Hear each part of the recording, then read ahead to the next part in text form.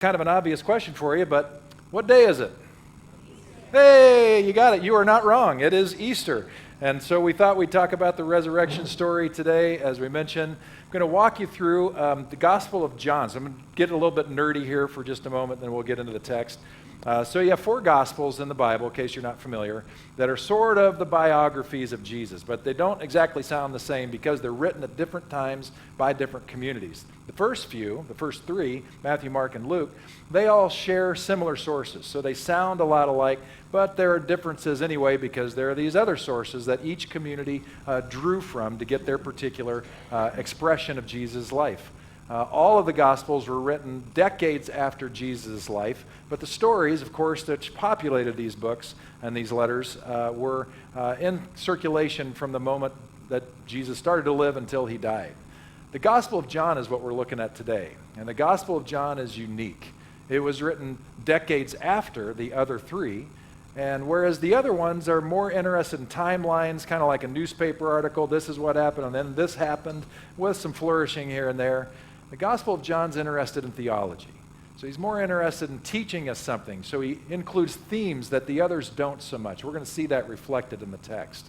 We're also going to come across an interesting character named Mary. I'll get to her in a minute. But first I want to address kind of an elephant in the room in the modern age. And that is that the story itself about a guy who was dead for 3 days comes back to life. A lot of people in our time, they would just say, I'll just take a pass. I got dragged here today, and I'll enjoy the coffee and the donuts and the lunch afterwards, because that's what was promised me if I came to church today. I respect you. And I realize that this story is a lot to take. And I just want you to be free to do that. You don't have to solve that mystery today.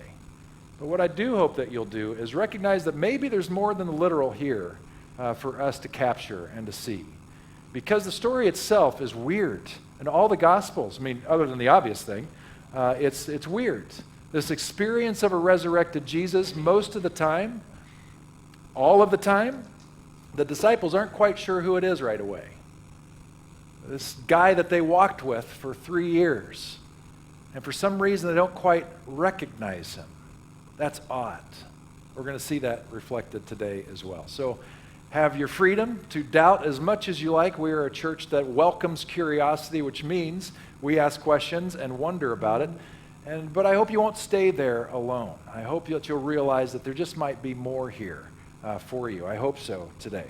Because this story ultimately is about hope and about joy and about realizing that there is more to life than the flesh and the blood. This is a part of it, of the whole thing, but there is a thisness that somehow we are swimming in that is bigger than just what we can think and what we can feel with our bodies. And so here we are, early on Sunday morning while it was still dark. Now, I got to stop already because this is an interesting thing to look at. Aren't you excited to get nerdy with me today? All the other Gospels say at daybreak, Mary, or Mary and another Mary, or Mary and another Mary and Salome, or Mary and another Mary and another Mary and Salome, gathered the spices at daybreak to go to the tomb. But in the Gospel of John, the day hasn't been born yet. This is before dawn, while it was still dark. For John, that is a super important theme. He plays with darkness and light from the beginning to the end, literally. In John chapter 3, you see Nicodemus, who's this very learned Jewish scholar. He comes to see Jesus at night. And the whole thing is not just to tell us that he's there and after nightfall, is to let us know that Nicodemus was in the dark. He didn't see the light yet. He didn't know what Jesus was all about yet. And so we have Mary coming in the dark on purpose. She doesn't know what she's about to know. And who is this person? Mary Magdalene. For literally centuries, up until just a few years ago, most people thought that Magdalene name was just a reference to where she was from, the village of Magdala. But in recent scholarship, because of some errors in texts, which we recognize from very early sources, we recognized a couple things. First, we did a little research, not we as in me, but the scholars who did their dissertations on this kind of stuff, found out that the village of Magdala did not exist at the time of Jesus. And so Mary could not have been from Magdala because there was no Magdala. And so then that raised some questions about what could this Magdala be a reference to. And as they did some etymological study, I may have just made that word up, but you know what I mean. They found out that Magdala was a reference to tower, like tower. Mary, not from Magdala, but Mary the tower. And by the way, if you want a visual on this, in the back is a good visual of what we're looking at. This is a Kelly Lattimore work of Mary and Jesus in this scene. I just want you to take a look at it so you can probably figure out which one's Jesus and which one is Mary. And I want you to picture that setting a little bit because that's going to be important here in a minute.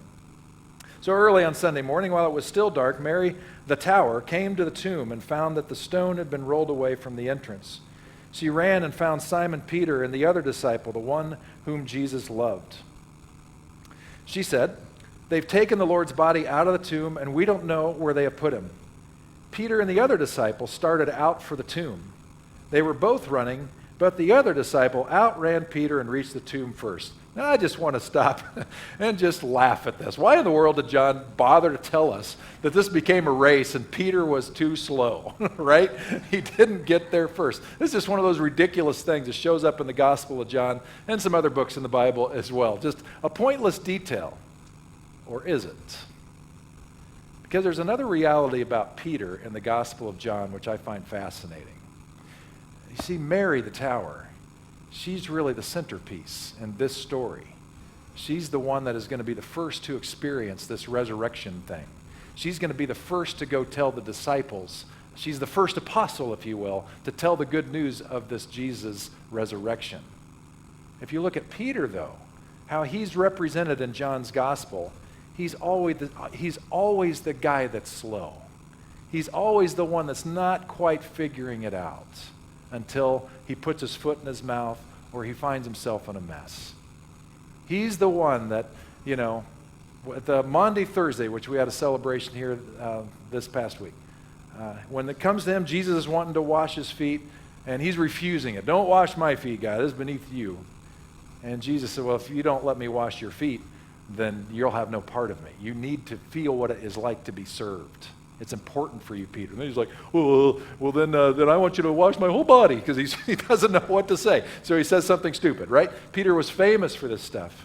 Later on at this dinner, he blurts out a statement of affection. You might remember this, saying to Jesus, "I promise you I will go to the grave with you."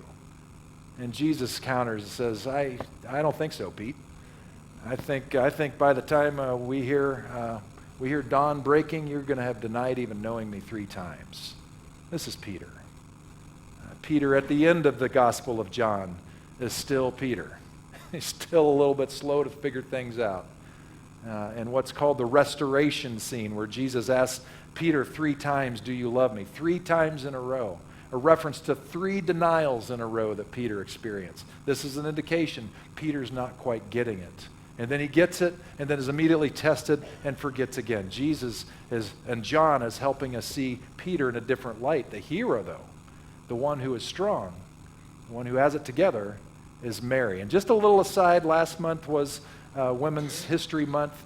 How would history have been different if from the get-go we would have recognized that in this circle of earliest followers of Jesus was a Mary the Tower, fully capable, strong, able to lead?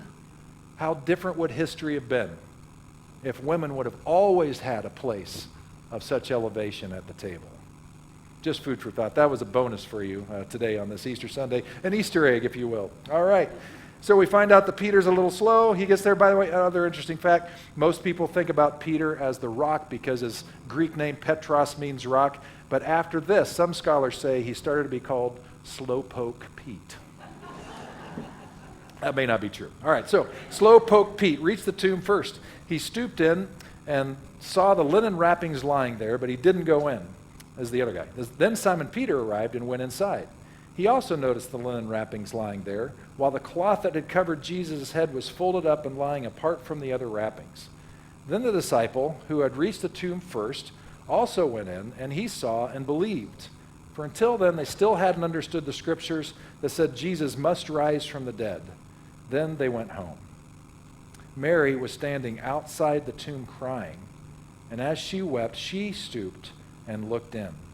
She saw two white-robed angels, one sitting at the head and the other at the foot of the place where the body of Jesus had been lying. "Dear woman, why are you crying?" the angels asked her. "Because they have taken away my Lord," she replied, "and I don't know where they have put him." She turned to leave and saw someone standing there. By the way, she's the one who experiences this, not Peter and John, the disciple Jesus loved. She's the one who gets this divine message. She turned to leave and saw someone standing there. It was Jesus, but she didn't recognize him. Isn't that peculiar? "Dear woman, why are you crying?" Jesus asked her. "Who are you looking for?" She thought he was the gardener. So now we need to take pause. Because on that scene, it shows it pretty well in the back there. You see how lush it is, how green it is? It's gardenish looking, isn't it? This is another Gospel of John thing. The Gospel of John starts off the whole letter, the whole biography of Jesus, saying, "In the beginning was the Word, and the Word was with God, and the Word was God." This is a reference all the way back to Genesis 1, where in the beginning was God. And slowly and surely in Genesis 1, the Word of God came out and began to bring creation into its fullness. We are being taken back to the very beginning of Israel's Jewish story. And this garden is no accident. The garden story that we see in Genesis 2 and 3, this lush garden where things kind of go awry. They grow up and they get kicked out of the garden, right? So we're leaving that garden behind, and now we're at a garden all over again. This is a little nod from John to say, this is a new day. That garden was in the past. This one is here now. There's a new garden, new life, new chapter before us. She thought he was the gardener. "Sir," she said, "if you have taken him away, tell me where you have put him, and I will go and get him." "Mary," Jesus said. She turned to him and cried out, "Rabboni," which is Hebrew for teacher. Isn't that interesting? She hears her own name, and that turns the light bulb on. "Don't cling to me," Jesus said, "for I haven't yet ascended to the Father.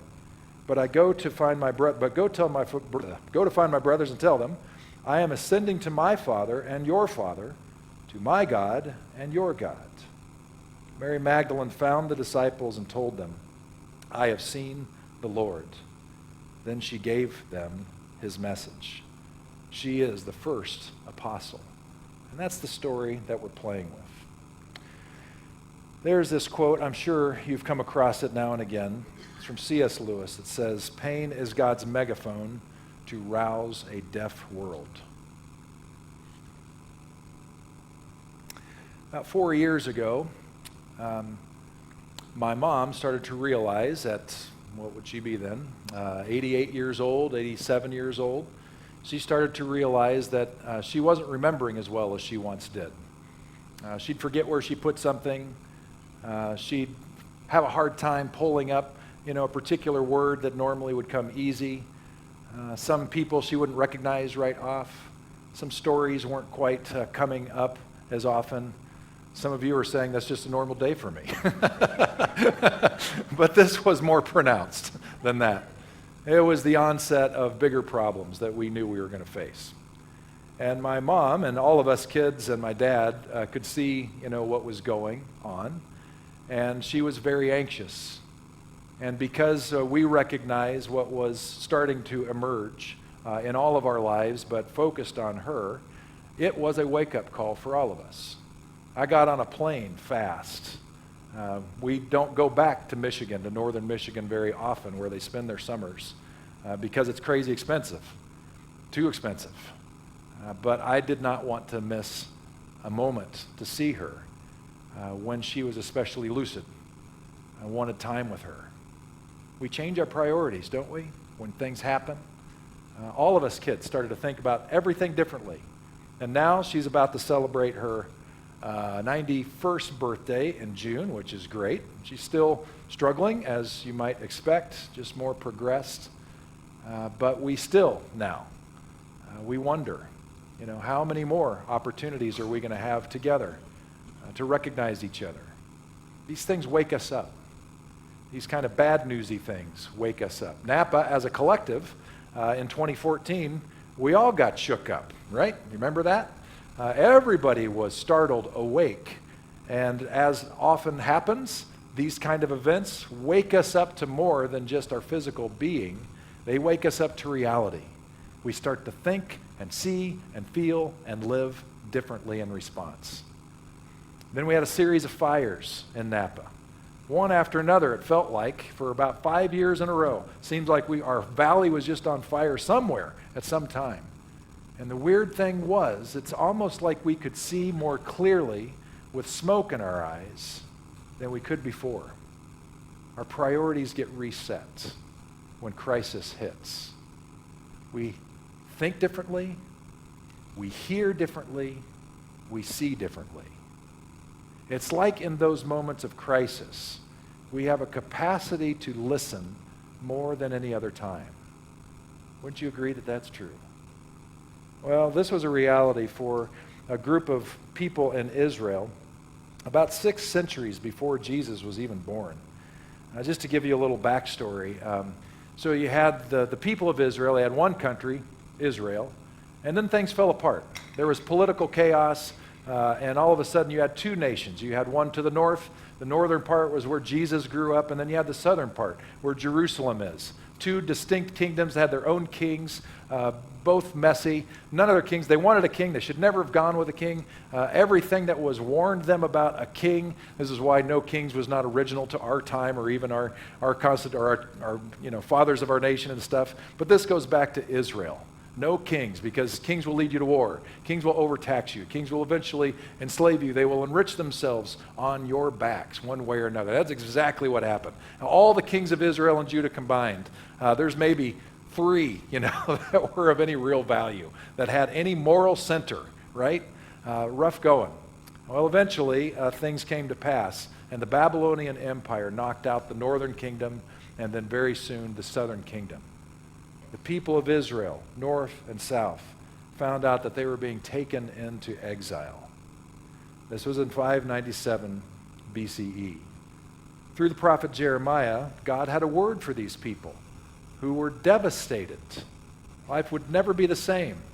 They're leaving what they knew to go to a distant land they did not want to go to. But the words of Jeremiah, the words of God through Jeremiah says, I have loved you with an everlasting love. With unfailing love, I have drawn you to myself. This was a strange balm of hope for these people as they went forward. I still love you. I'm still with you. This is going to be bad, but don't take it as a sign that I've stopped loving you.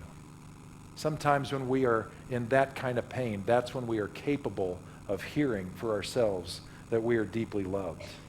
I find it really interesting that the thing that got Mary to wake up to the fact that this is a different expression, a resurrected expression, if you will, of Jesus, which is confusing and mysterious, but just go with the story, what's being said, because the only thing that got her attention is when she heard her own name spoken by this one, Mary. Isn't it beautiful? You're having a conversation about, weed control, and then all of a sudden you hear your name. Have you ever had that happen to you? Like in a certain space in your life, you may not have actually heard your name in an audible kind of way, but there was just something that came alongside that was so deeply personal. You knew in the moment that you were being known and you were being held. That's happened to me so many times. Probably because, like Slowpoke Pete, I'm a Slowpoke Pete. And I run myself into trouble. And I have my own problems in my own life. And I remember one of the first times that this happened to me. Actually, it wasn't a bad thing. It was just an awakening thing. I was slow to wake up to the idea that you could have an actual relationship with the divine in some way, because the household I grew up in, it was primarily intellectual. I don't mean to dog it in any way, because my parents were incredibly faithful people and still are, but there was a dynamic that I hadn't learned yet. Maybe that they could have taught me, but I wasn't picking it up because I'm Slowpoke Pete. And then I started to see something in somebody else, a different kind of dynamic in relationship with God. And one night, because I think I was so, not desperate exactly, but humble and wanting more, I cried out to this God, and I experienced God showing up. It was profound. I didn't have words for it, I had no expectation for it, but it happened. And I'm telling you, nothing will convince me otherwise. And a few years later, Slowpoke Pete made some choices that he wished he wouldn't have made. And I didn't feel so good about those choices. And I found myself at a point wondering if God will still have me. Is there still a relationship there? And in my desperation and in my pain, crying out to God, saying, I want a do-over. Where's that Staples reset button right now? Because that's what I want to hit. And in that experience, same power, same presence, the same personal God showed up in a powerful way. That's been repeated multiple times through my life. It makes me a mystic, I guess, that we can walk around and it's not just this intellectual thing that we're talking about, trying to mince words and understand, but this is a dynamic relationship with something that we are a part of, that is part of us, that's bigger than us, that we call the divine or God or our ground of being or the Spirit, whatever you use to define that. That's the thisness that we're talking about. And it showed up for Mary because she was in her desperation and finally had ears to hear. And the only thing that would get through is for this gardener who did not know her name and she did not know who he was. All of a sudden, she hears from that guy, Mary, in a tone that just melted her.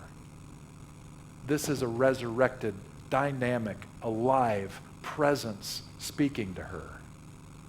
But then there's some nerdy things to notice, because this resurrected Jesus and the mysterious form that is says to her, I am ascending to my Abba. That's another word for father that is actually a much more intimate, personal. It's more like dad. Jesus' favorite way to address God. I'm ascending to my Abba and your Abba, to my God and your God. John didn't have to include the yours in there. In fact, they probably would have just expected that Jesus is going to his God and his Abba.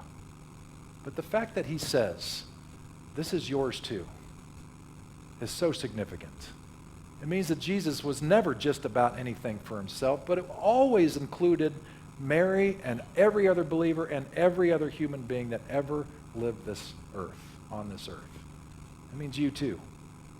The things that we see Jesus interacting with Abba, with God, that's your God. That's your Abba. Whether or not you believe it or perceive it or have trouble with it, that's fine. But it doesn't take away the reality that it's there. Slowpoke Pete, again, after this Easter Sunday, he found himself having a hard time believing that God was really for and with everybody until he couldn't deny it. He's with a group of people that he never would have thought would ever be graced by God. A Roman centurion and his family. He was beckoned to their house, and he even says right at that gate, I shouldn't even be with you people. And he starts the worst sermon in history, and suddenly the Spirit of God dumps on this crowd of people. And the same kinds of weird things that were happening for the disciples at Pentecost, which is 50 days from now, happened to these people, these Gentile, non-Jewish people. And Peter, not so slow in this instance, says, well, if God's already clearly shown that God's with you, there's no reason why you can't be a part of the family. So he baptized a whole lot of them and then got in big trouble. He was called back to the church council, the first Supreme Court, if you will, of early Christianity. And the primary thing that he had to say after he talked about his experience was just simply this: there is peace with God for all in Christ. There is peace with God for all in Christ. Now, I want to make a mention here about this word Christ. I've said it many times before, and I'll say it again, that Christ is not Jesus' last name. But Christ is what makes the Jesus that we know Jesus. Christ is when we think about John's gospel and talks about in the beginning was the Word. If we want to interchange Christ and Word, that's entirely appropriate. Christ is that anointing. Christ is that presence which made the Jesus who Jesus is, which means that Christ, the manifestation of God, the experience of the presence of the Spirit of God, that's what Peter is saying, that there's peace with God through that presence, which means you and it means me. And that is a wonderful good news. Because if we've had any kind of mess-ups in our life, if you have been Slowpoke Pete, not just me, then maybe you need to hear that. Maybe you've given up on the idea of spirituality altogether, and yet the ancients are telling us, back 2,600 years, and long before that, of course, but what we're seeing today is all this time, peace with God for you. Well, then we have the Apostle Paul, who was the jerkiest jerk ever, wanted to go round up Christians to kill them, basically. That was his highest hope. And then he had his wake-up call. In his arrogance, he was stopped in his tracks. And this crazy light show, the bright light and a voice coming from him saying, "What are you doing?" And having this literal come to Jesus moment. It changed his life. And instead of chasing down Christians, he became the greatest advocate for the message of Jesus. Talking about the presence of God that transforms and changes life. Resurrection now, not just what happened then, but resurrection here now, new life now, and new life to come for those, a hope. We don't know what it's going to look like, we don't know how it's going to look, but we entrust ourselves into this presence of God, because as he goes on to say to this church in the Colossian church, think about the things of heaven, not the things of earth, and not a literal heaven up there somewhere, but in the presence of God. Think about that. For you died to this life when you came to faith, and your real life is hidden with Christ in God. And when Christ, who is your life, is revealed to the whole world, you will all share in his glory. The glory part is not like you're going to get the trophy. That's not the point, but in the experience. Jesus did not come to do his thing just so one guy could do his thing and that's it. Jesus said to his own disciples, "I have come that you might do even greater things than I have, that you might experience the same things." That's our opportunity. That's what Easter promises. There is more, and it's real, and it's alive, and didn't die when he died. Well, those people in Israel that I was talking about that were taken away by the Babylonians, they came back. They started to come back about 60 years after they left. The psalmist had something to say about this. So now we're at about 538 before the Common Era. So a long time before Jesus was even born. And as they're coming back, the psalmist has words for them about God's faithfulness. But before those words of faithfulness are said, I just want you to think about what they had gone through. I wonder how many of them on their way to Babylon, how many of them died on the way because it was a rough journey? And you've got 60 years or so in Babylon. I wonder how many of their loved ones they buried while they were there, away from home. And I wonder, as they were making their way back to Jerusalem, back to Judah, back to Israel, I wonder how many died in the journey. And they never got to get home. But in spite and in light of all of these challenges, the psalmist had the audacity to say this: "Give thanks to the Lord, for God is good. God's faithful love endures forever. This is the day the Lord has made. We will rejoice and be glad in it." As the people are coming, this is what the people are recounting. Not that God has hated us, not that we're hopeless, but that God has been with us the whole time. In the now, not just in the future, not just in the past. So, I wonder, again, what day this is. What day is it? So my mom, this is several years ago, when her anxiety was at a point where she really couldn't deal with it very well, she talked to my dad. Now, my dad His title may have changed, but he was a pastor his whole career, from 1957 until he retired in the year 2000, I think, is when he did. Different hats, church pastor, he was a college president, but he was really a pastor of that college for 5 years, and then became an executive minister, a pastor of pastors for the last run.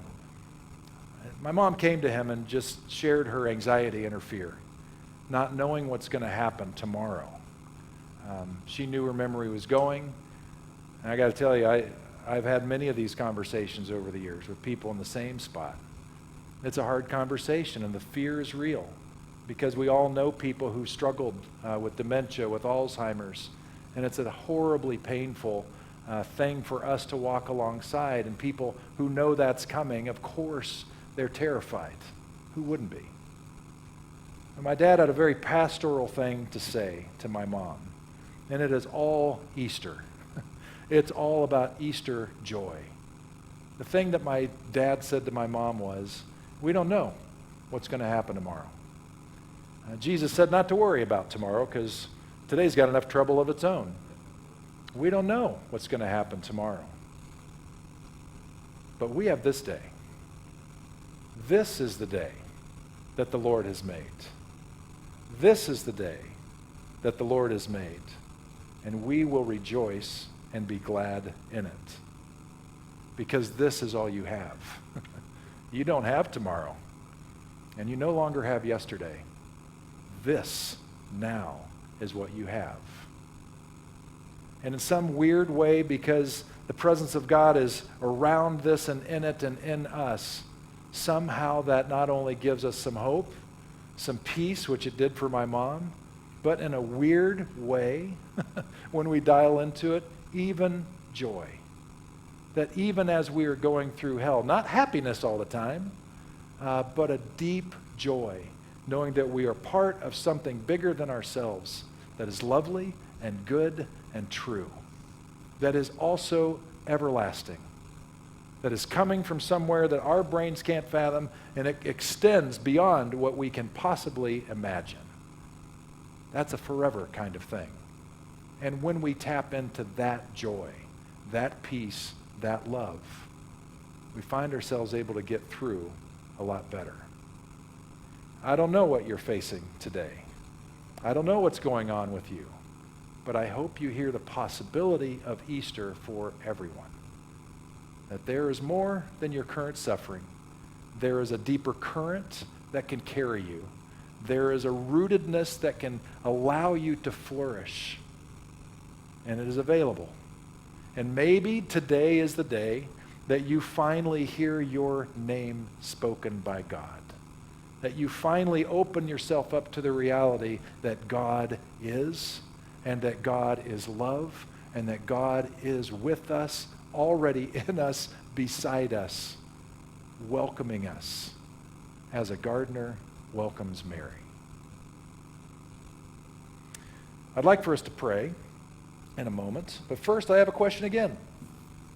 What day is it? What day is it? The day is always. This is the day that the Lord has made.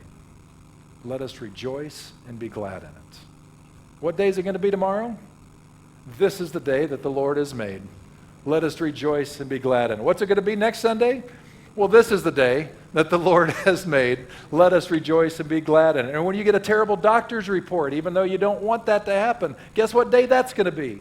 Even this is the day that the Lord has made. Let us rejoice and be glad in it. And babies are going to be born that you're going to be happy about. And so you're going to say, this is the day, easily, that the Lord has made. Let us rejoice and be glad in it. But then you're also going to say goodbye. And even in your grieving, which the depths of your grieving only shows the depths of your love for a person, even in that moment, even in that beauty and the holiness, you will be able to say, even this is the day that the Lord has made.